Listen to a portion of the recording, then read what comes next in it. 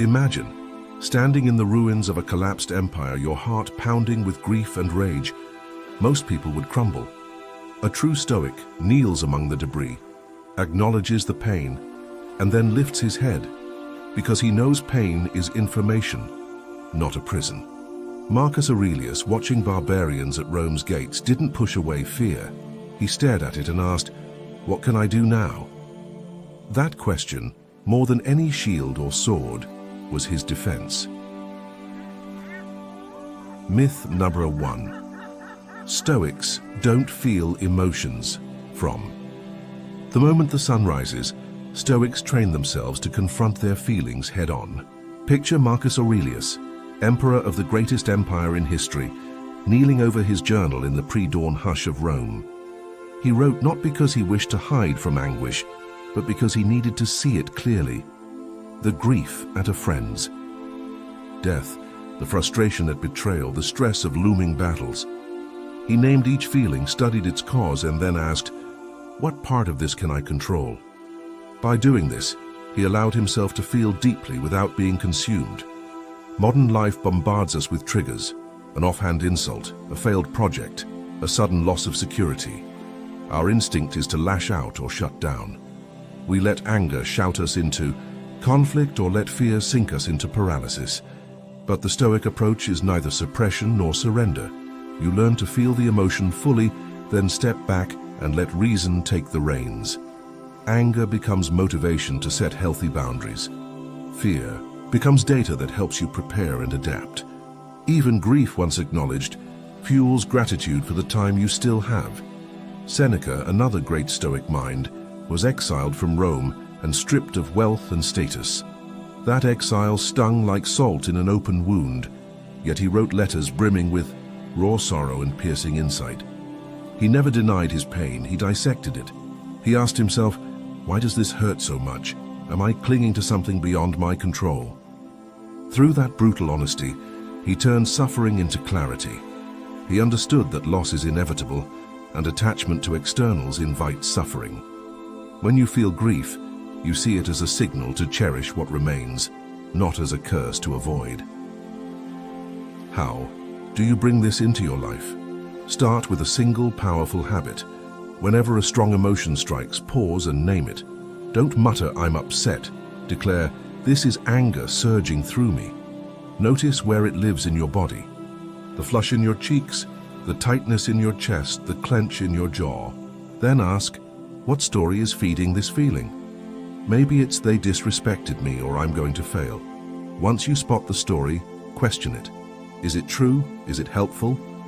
Often you'll find that your narrative has taken a minor inconvenience and inflated it into a full-blown catastrophe. Next, breathe deeply. 3 slow inhalations through your nose and 3 long exhalations through your mouth. Feel the shift as your nervous system calms. In that moment of clarity, choose one small constructive step.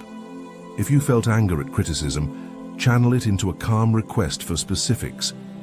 Help me understand what I did wrong so I can improve. If you felt fear at uncertainty, list 3 things you can control: your preparation, your attitude, your support network. By translating raw emotion into deliberate action, you reclaim your power. Over time, this practice rewires your brain. The lightning-fast reaction of panic or rage gives way to a steady pulse of awareness.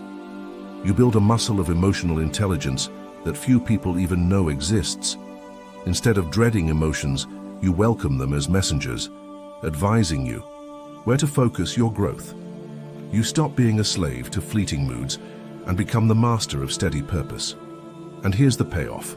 When life delivers a true crisis, loss of health, betrayal by a loved one, career collapse, you won't be caught off guard.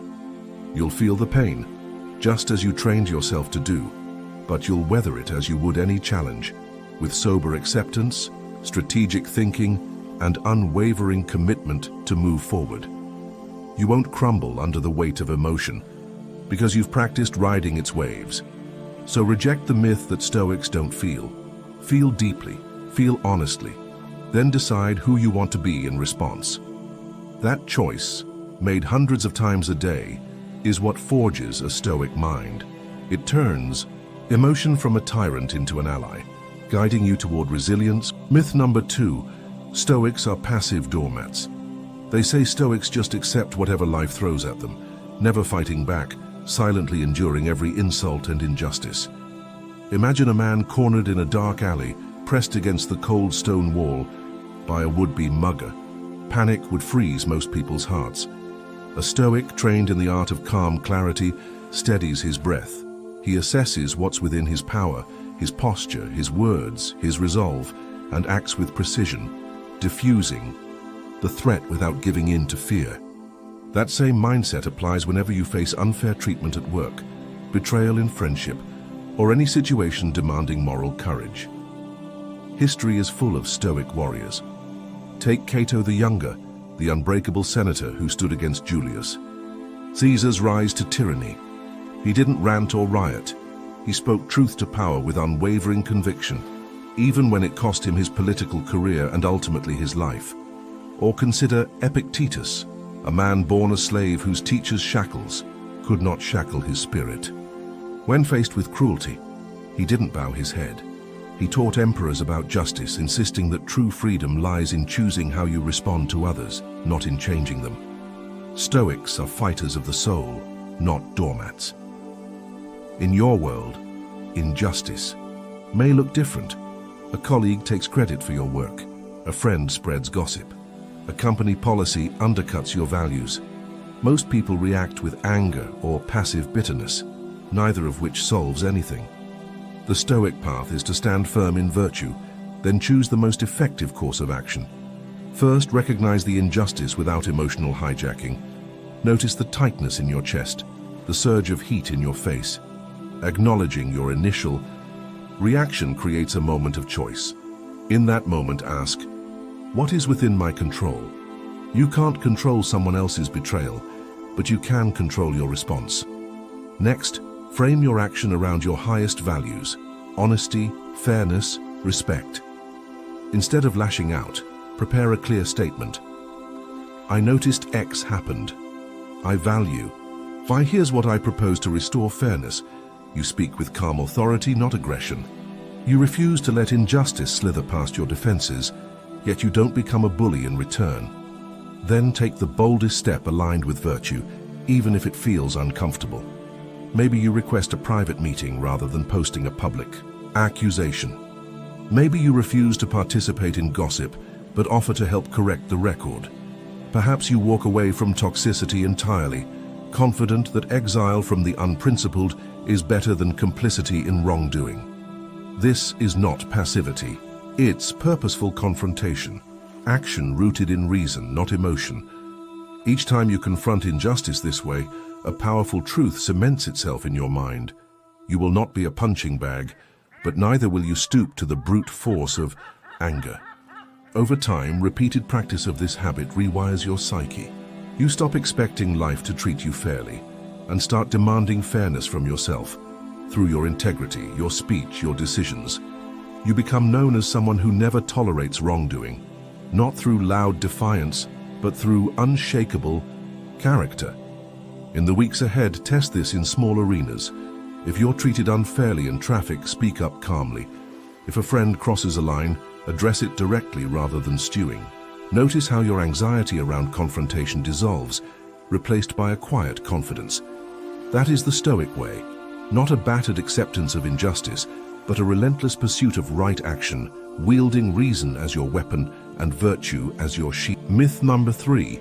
Stoics are pessimists who dwell on negativity. They say Stoics live in darkness, imagining the worst at every turn, waiting for catastrophe, consumed by dread. From his cramped cell, Epictetus taught that life will be unpredictable, and that's precisely why you prepare for it. He didn't brood in misery. He used negative visualization as a mental vaccine against shock. Long before dawn, he would picture his home destroyed, his possessions gone, his reputation in ruins, and then he would wake, grateful for safety, for shelter, for the chance to start again. This daily exercise didn't leave him broken, it left him bulletproof. Marcus Aurelius, standing on a battlefield's edge, knew that armies fall and fortunes fade, yet he never let fear paralyze him. In meditations, he urged himself to welcome obstacles as trials for one's growth. He imagined the collapse of his empire not to curse fate, but to steel his resolve. With every thought of disaster, his resolve deepened. He didn't pessimistically mourn a future that might never come. He embraced uncertainty so that if tragedy struck, he would meet it with unwavering strength. This is not a practice of gloom, it is a discipline of gratitude. When you imagine losing what you hold dear, you sharpen your appreciation for it. You turn fleeting comfort into precious treasure. You transform anxiety about tomorrow into a celebration of today.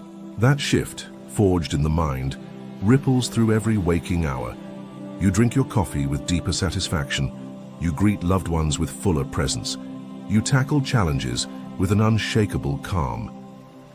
Here's how you introduce negative visualization into your routine. Each evening, find a quiet moment and list the 3 things you value most: your health, your home, a relationship, your work, whatever anchors you. Now close your eyes and imagine losing each one. Picture the empty room, the silent phone, the missing presents. Allow the pang of loss to wash over you. Not in paralyzing grief, but in deliberate acceptance. Feel the ache, then open your eyes and write down how grateful you are that these things are still yours. This ritual, 5 minutes long, rewires your instincts. You stop taking life for granted and start living it with fierce appreciation. Over time, you'll notice fear's grip loosening. When a real crisis arrives, a job cut, a health scare, a betrayal, you won't be blindsided. You've already walked through that fire in your mind. Negative visualization is not pessimism, it's proactive resilience. You're not resigned to fate, you're armed against its blows. But negative visualization is only half the story. The Stoics balance it with affirmation of control. After envisioning loss, you remind yourself, whatever happens, you will respond with virtue, wisdom, courage, justice, temperance. You cannot control events, but you can control your reactions. This 2-step process, imagining adversity, then affirming your power, creates a mental fortress. You see life's storms coming and stand firm, not because you deny their existence, but because you've proven to yourself you can endure them. To deepen this practice, anchor it in real life. The next time you face a minor setback, a cancelled meeting, a flat tire, a harsh email, pause and run through your evening visualization in fast forward. Picture losing your car entirely.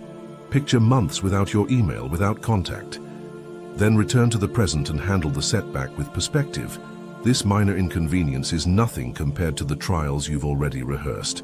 You'll move through the annoyance with calm, almost amused awareness. You'll remember that fear and frustration are optional. And here's the unexpected gift. Your relationships improve. When you practice negative visualization, you become less reactive to criticism because you realize nothing external can truly harm you without your consent. You listen instead of shout, you negotiate instead of demand, you empathize instead of erupt. You're no longer triggered by every jab or slight, so you offer steadiness to others and trust deepens. Myth number 3 exploded. Stoicism is not a cradle of pessimism, but a workshop of gratitude and resilience.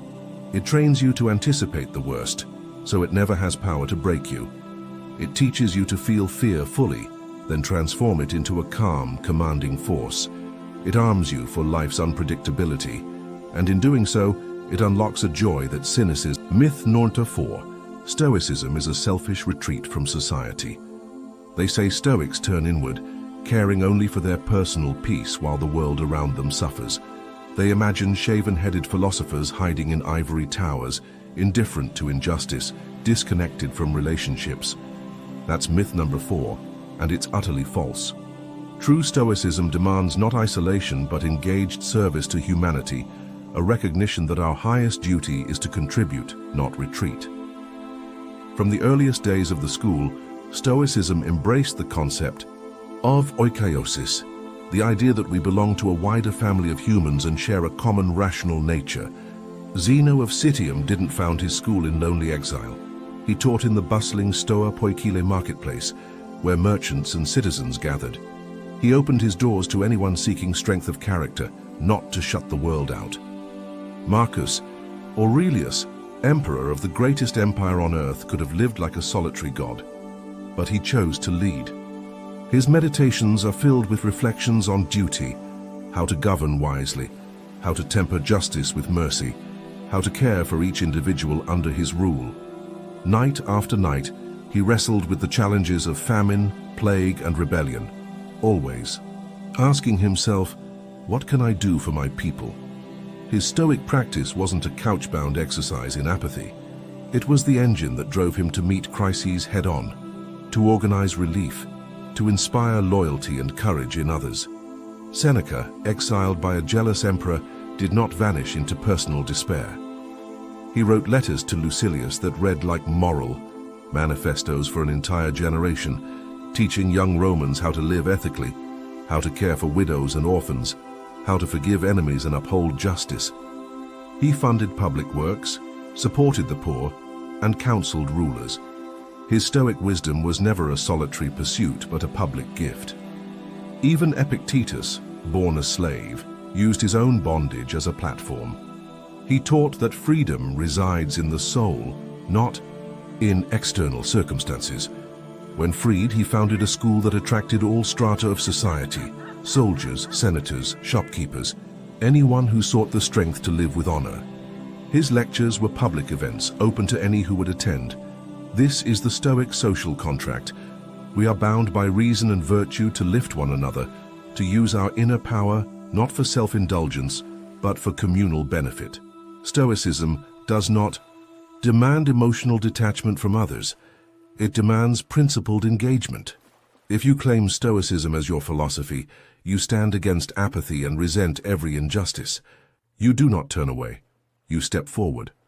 Modern application today, when headlines scream of division, injustice, and suffering, Stoicism calls you not to withdraw, but to act. You start by seeing your circle of concern clearly: family, friends, co-workers, community, country, humanity. Then ask, what practical step can I take right now to ease suffering, to spread reason and compassion? Perhaps you mentor a struggling colleague, offering honest feedback instead of silent scorn. Maybe you volunteer for a local food bank, seeing your labor as a Stoic exercise in service rather than a charity photo op.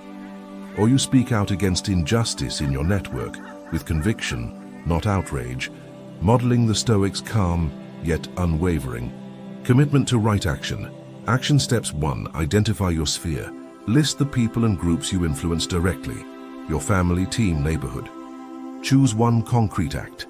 It could be a 5-minute check-in call to an elderly neighbor, a fair correction of workplace bias, or a donation to a cause you believe in. Frame it as duty.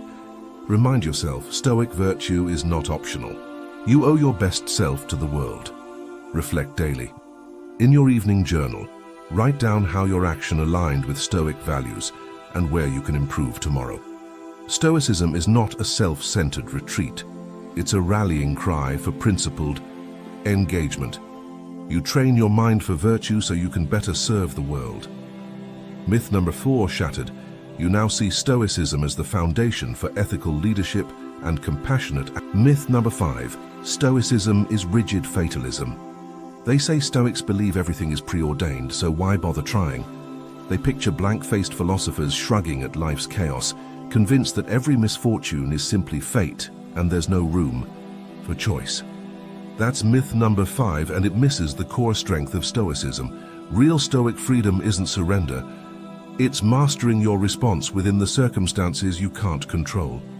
Epictetus, once a slave, taught that the beginning of wisdom lies in understanding this simple truth: some things are up to us, and some things are not. He didn't preach passive resignation to destiny. He showed his students how to adjust their sails to whatever wind blew their way. You cannot calm the storm itself, but you can steady your ship. Marcus Aurelius lived this lesson every day. As emperor, he faced plagues, invasions, betrayals, and personal loss.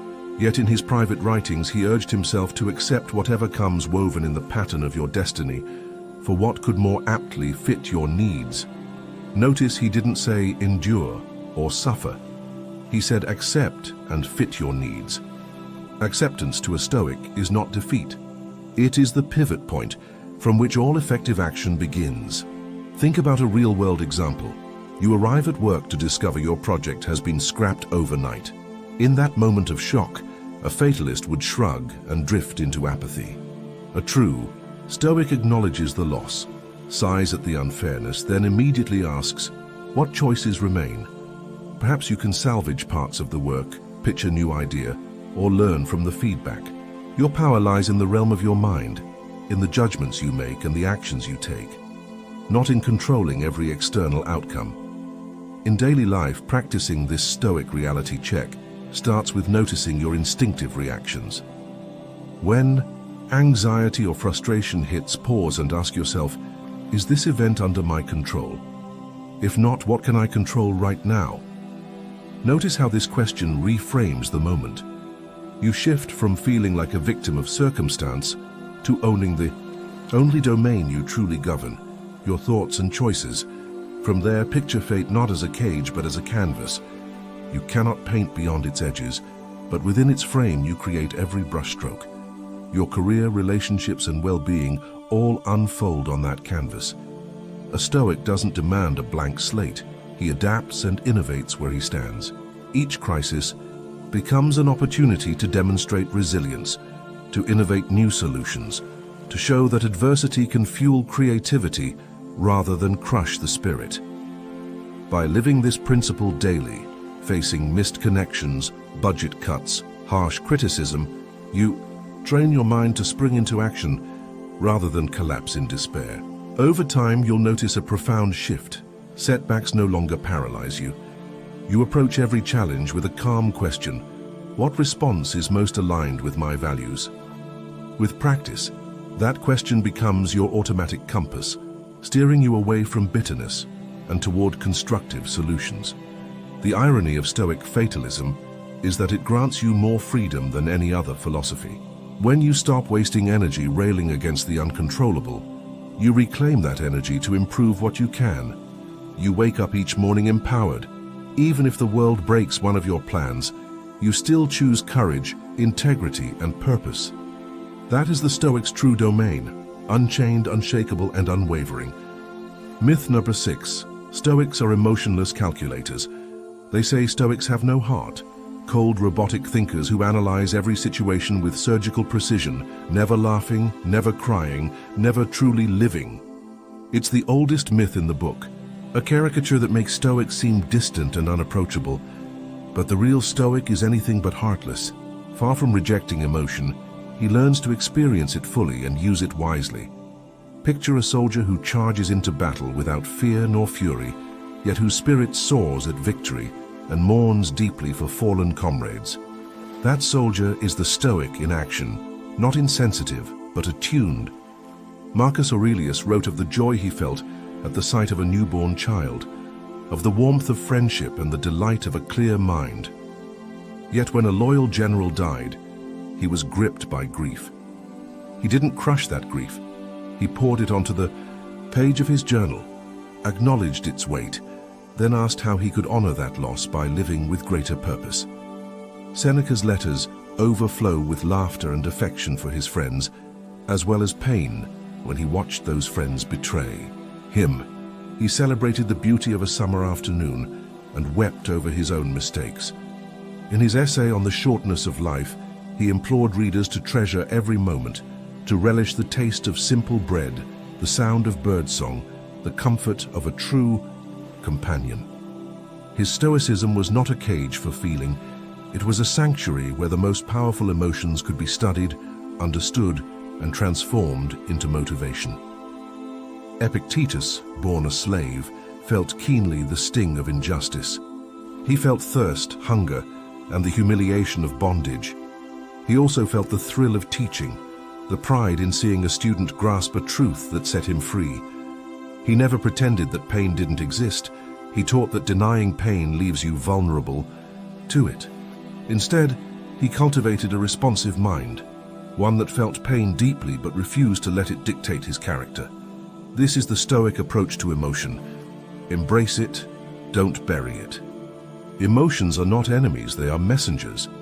Anger tells you where a boundary has been crossed. Fear highlights where a risk may lie. Sorrow reveals where attachment runs deep. Joy reminds you what you cherish. The Stoic honors each message without becoming its slave. He listens, he learns, and then he decides how to act. In your own life, you can begin this practice with a simple ritual of honest reflection. When a powerful emotion sweeps over you, whether it's a rush of anger at unfair criticism or a surge of anxiety before a big presentation, pause for a moment. Notice not only the physical signs, the racing pulse or the tight chest, but also the flavor of the feeling. Is it fiery heat or icy dread? Does it pull you backward or push you forward? Then ask, what is this feeling telling me about my needs, my values, my blind spots? Let that question guide you to a response that honors the emotion without surrendering to it. If anger arises because someone disrespected you, channel that heat into an unwavering commitment to your own integrity. If fear warns you that you're stepping outside your comfort zone, let it spur you to careful preparation rather than paralyzing retreat. If grief reminds you of a loss, let it deepen your gratitude for what remains and inspire you to forge new connections. Over time, you'll notice that your emotional landscape shifts. You begin to feel with greater clarity. Joy becomes richer, sorrow more healing, anger more focused, fear more informative. Your mind no longer reacts like a wounded animal. It moves like a skilled dancer, responding to every beat with intelligence and grace. Friendships deepen because you show up not as a distant philosopher, but as a fully present human being. Leaders follow you because they sense your authenticity and your capacity to feel with them, not above them. Creativity blossoms because you channel passion into purpose instead of letting it burn you out. That is the true power of Stoic emotional mastery. It doesn't mute the symphony of feeling, it conducts it. It doesn't freeze your heart, it tunes it. So next time someone tells you Stoics are emotionless calculators, smile and know they're the ones missing the point. The real Stoic is the one who feels it all and then chooses to respond with wisdom, courage, and Myth number 7, Stoicism is outdated. They say Stoicism belongs in dusty scrolls, irrelevant to the challenges of modern life.